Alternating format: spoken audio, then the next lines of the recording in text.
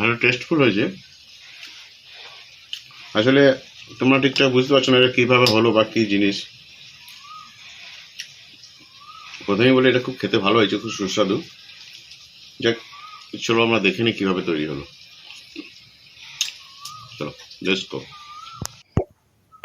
এই পিঠেটা বানানোর জন্য প্রথমে রাঙা আলু কেটে নিয়েছি, সাথে একটা দুটো আলু দিয়েছি, আর সাথে দিয়েছি মুগ ডাল।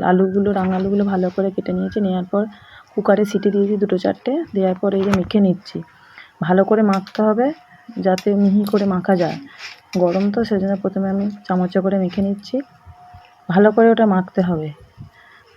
সাথে ডাল আছে, আলু আছে, আর ভালোভাবে মিশিয়ে নিতে হবে। তারপর আমি এতে পরপর কিছু জিনিস দেবো একটা মণ্ড পাকানোর জন্য। এটা খুব কম সময়ে করা যায়, খেতেও ভালো, সুস্বাদু খেতে, মুখরোচক খাবার।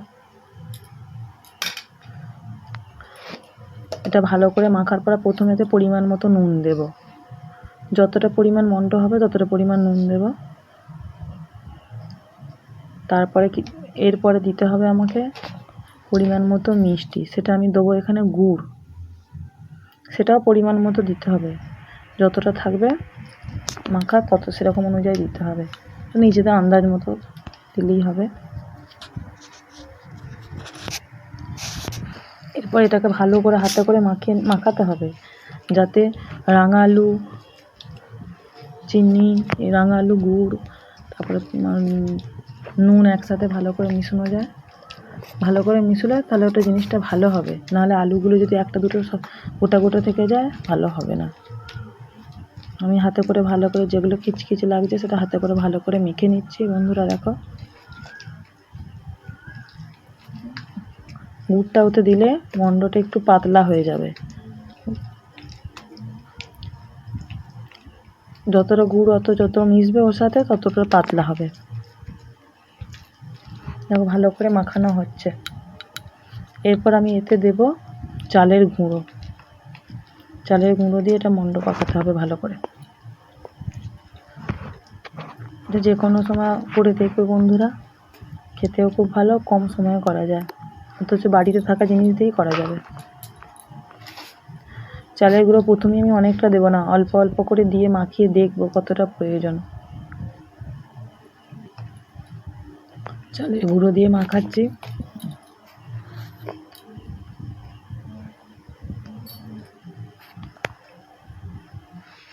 ওটা মাখাতে মাখাতে বোঝা যাবে কতটা দিতে হবে, খুব যাতে নরম না হয়। নরম হলে আবার পিঠেটা তেলে দিলে পিঠেটা ছেড়ে যাওয়ার সম্ভাবনা থাকে। একটু শক্ত শক্ত করে মাখাতে হবে, কেননা ওতে ডালটা দেওয়া থাকে তো, একটু খাস্তা মতো হয়ে গেলে বেশি ছেড়ে যাওয়ার সম্ভাবনা থাকে পাতলা হলে। ভালো করে মাখাতে হবে বন্ধুরা। চালের গুঁড়ো, আলু, গুড়, নুন সবটা যেন ভালোভাবে মিশানো যায়। যেমন করে আমরা ময়দা আটা মাখি সেরকমভাবেই এটা মাখতে হবে।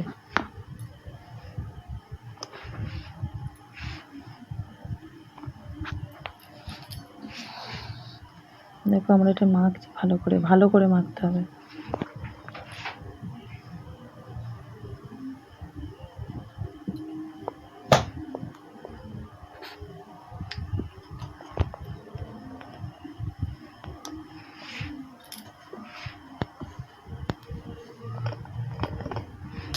দেখো এটা আমার পুরোপুরি মণ্ড পাকানো হয়ে গেছে শক্ত করে।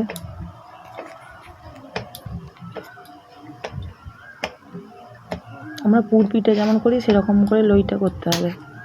হয়ে গেছে। এরপর আমি আস্তে আস্তে ছোট ছোট করে কেটে নেব, সাইজ করে কেটে নিয়ে হাতে করে পাকিয়ে নেব। পিঠের মতো দুই দিকটা সাইজ করে নেব, ঠিক পিঠের মতো দেখতে হবে, অথচ ভেতরে পুর দেওয়া না। দেখো বন্ধুরা, এইভাবে করতে হবে। হাতে করে পাকিয়ে গোল করে নিয়ে একটু সামান্য লম্বা করে নিয়ে দুদিকটা একটু ছুঁচের মতো সরু মতো করে দিলেই পিঠের সাইজ হয়ে যাবে।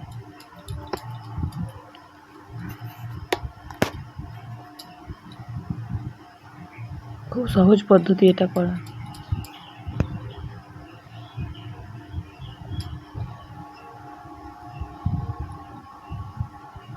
আমি এটা করতে করতে কড়াইয়ে তেল গরম করতে দিয়েছি ভাজার জন্য।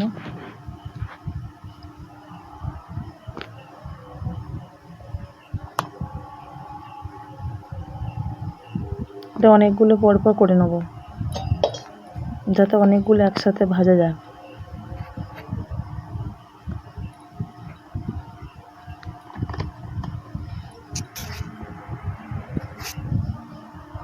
সবগুলো এক সাইজে করলে ভাজতেও ভালো, ভাজার সময় কোনোটা মোটা করলে হয়তো তাড়াতাড়ি হবে না, সরু পাতলা করলে তাড়াতাড়ি হয়ে যাবে, সেই জন্য সবগুলো একই সাইজে দেওয়ার চেষ্টা করব আমি।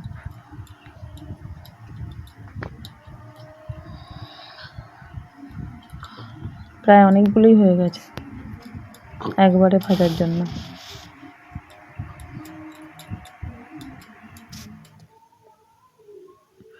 এরপর দেখো আমি কড়াইয়ে তেল গরম করতে দিয়েছিলাম,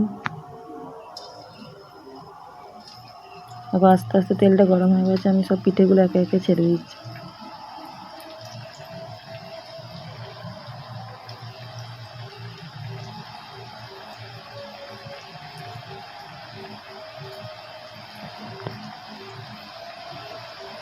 তেলটা কিন্তু খুব ভালোভাবে গরম হতে হবে, তাহলে পিঠেগুলো ছেড়ে যাওয়ার সম্ভাবনা থাকে।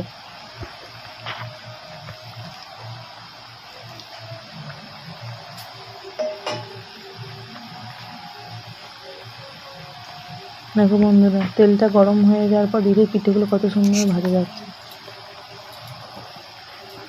এই পিঠেটা হতে হতে ভাজা হতে হতে আমি কিছু আছে সেগুলো আবার বানিয়ে নেবো। দেখো বন্ধু, তোমার লাল লাল হয়ে ভাজা হচ্ছে।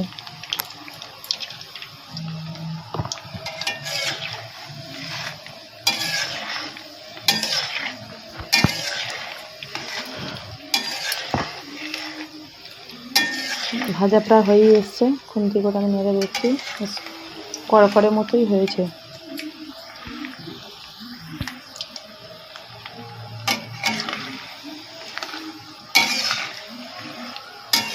এরপর এগুলোকে আমি তুলে নেব একটা আলাদা জায়গাতে।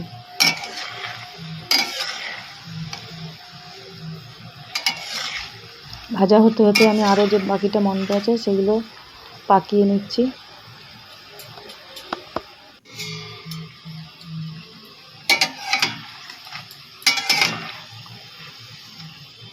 ভাজতে তো সময় লাগে, সেই সময় না বসে থেকে বাকি পিঠেগুলো আমি তৈরি করছি।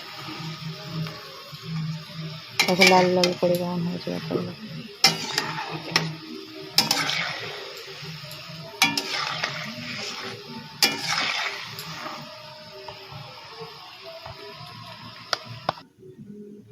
এবার এগুলো ছানটা করে তুলে নেবো, তেল ঝরানোর জন্য একটু ঝাঁকিয়ে নেবো, নিয়ে একটা পাত্রে রাখবো।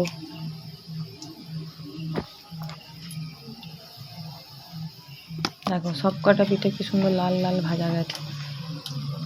এক সাইজে করেছি বলে পিঠেগুলো একরকম ভাজা হয়েছে, কোনোটা কাঁচা কোনোটা,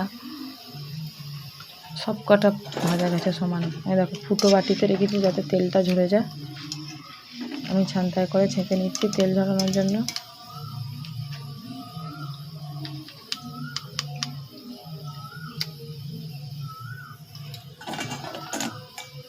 দেখো পিঠেগুলো কেমন কত সুন্দর দেখতে হয়েছে।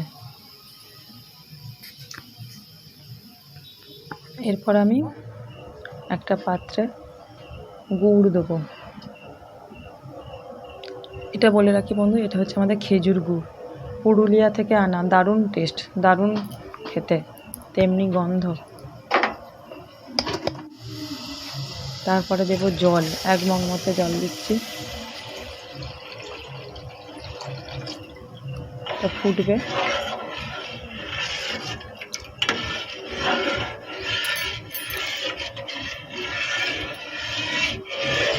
এগুলো গুড় দিয়ে রস করে ডুবোবো আর কিছু। আর বন্ধুরা শুকনোও খেতে পারো, যেটা যাদের মনে যাবে করতে পারো। আমরা দু রকমই করেছি, কিছু শুকনো রেখেছি, বাকিটা রস দিয়ে ডুবো দেবো। টেস্ট আসার জন্য এতে 2 চামচ চিনিও দিলাম। দেবো 2টো তেজপাতা,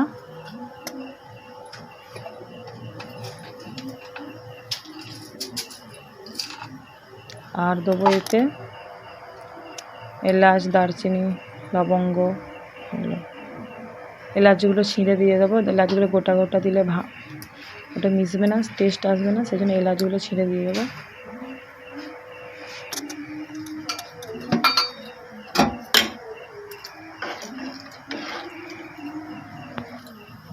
আর একটা দেবো গোলমরিচ, গোলমরিচগুলো গোটা আছে, যে গুঁড়ো করে দিয়েছি। গুড়ের রসটা টকবক করে ফুটে উঠলে আমি পিঠেগুলো দিয়ে দেবো। ফুটছে গুড়টা।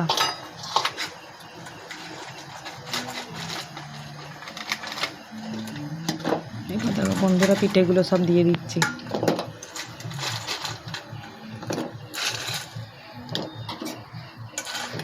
সমস্ত পিঠেগুলো একে একে দিয়ে দিচ্ছি। গুড়টা ফুটছে না, আস্তে আস্তে পিঠেগুলো দেওয়া হয়েছে। জলটা হাতে ছিটকে পড়লে লাগবে। দেখো বন্ধুরা, ভর্তি হয়ে গেল হাঁড়িটা আমার। ফুটছে, একটু ফুটতে দিতে হবে। কিছুক্ষণ ফুটে গেলে ও ঢাকা দিয়ে রেখে দেবো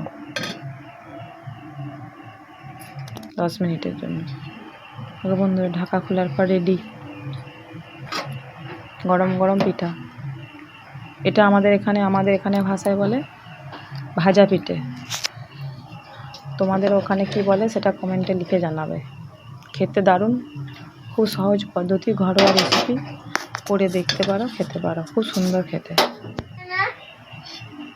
খাবে না, দেখো চাপ হয়ে বসে গেছে, কত সুন্দর দেখ।